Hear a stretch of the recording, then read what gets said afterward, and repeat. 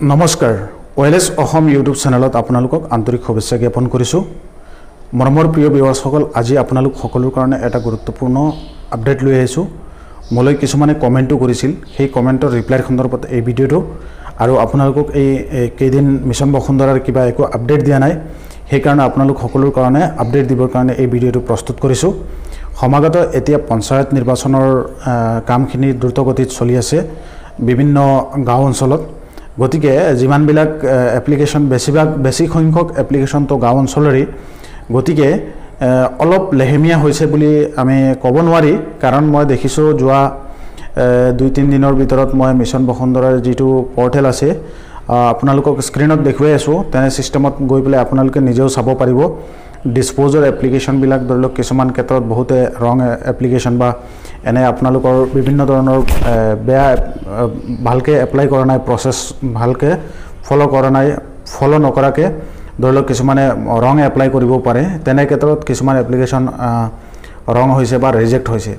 গতিকে আপোনালোকে গৈ পেলাই নিজে গৈ পেলাই এই আপডেটখিনিও চাব পাৰিব এতে মোলৈ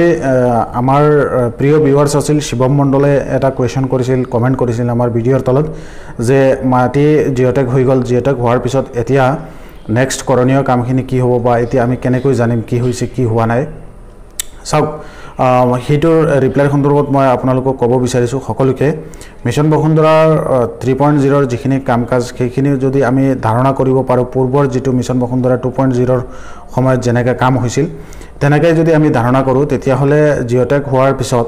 তাৰপিছত আপোনালোকৰ নেক্সট স্টেপখিনি ধৰলক আপোনালোকৰ কাগজ পাতিখিনি চেক কৰি স্ক্ৰুটিনি কৰি প্লাই আগলৈ ফাইলবিলাক ফৰৱাৰ্ড কৰি দিয়া হয় আৰু সেইবিলাক আপোনালোকে মিছন বসুন্ধৰাৰ যেটো পোৰ্টেল আছে তাত গৈ পেলাই স্ট্যাটাসত গৈ পেলাই চেক কৰি তাত কিখিনি ইনফৰমেশনখিনি জানিব পৰা যায় কিন্তু তেনে ক্ষেত্ৰত ধৰলক যেতিয়া মানে আপোনালোকে ধৰলক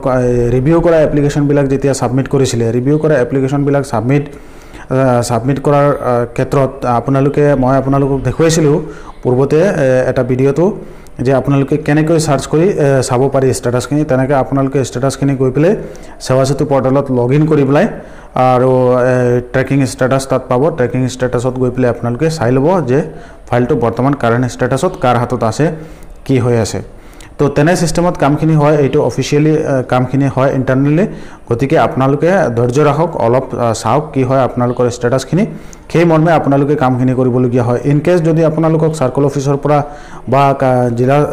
অফিচৰ পৰা বা চক্ৰ বিষয়ৰ কাৰ্যালয়ৰ অফিচৰ পৰা যদি আপোনালোকক যোগাযোগ কৰে যাবৰ কাৰণে কিবা নথিপত্ৰৰ প্ৰবলেম হৈছে কিখিনি আপোনালোকে চাব আৰু বিশেষকৈ আপোনালোক সকলোকে এটা ৰিকুৱেষ্ট কৰিব বিচাৰিছো কাৰণ মিছন বসুন্ধৰা 3.0 যিবিলাক মোবাইল নম্বৰ দি পেলাই আপোনালোকে কেৱাইসি কৰিছিলে ধৰক ল্যান্ড ৰেভিনিউ এসিস্ট্যান্ট যিজন পূৰ্বৰ মণ্ডল তেওঁ আপোনালোকক কন্টাক্ট কৰিবলৈ হয়তো চেষ্টা কৰিব পাৰে ধৰক আপোনালোকৰ মোবাইলত কাৰোবাৰ ৰিচাৰ্জ নাথাকিব পাৰে